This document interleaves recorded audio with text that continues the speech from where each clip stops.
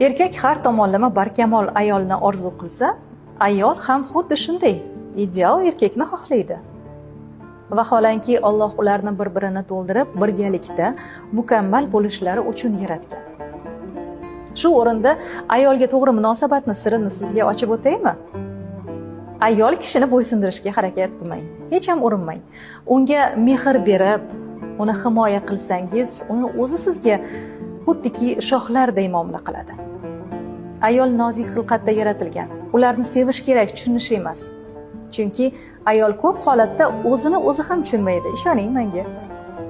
Albatta ayol ko'p holatda xuddi yosh bolalarday ojiza bo'lishni, qizaloqday nozik niqol erkatoy bo'lishni juda ham xohlaydi.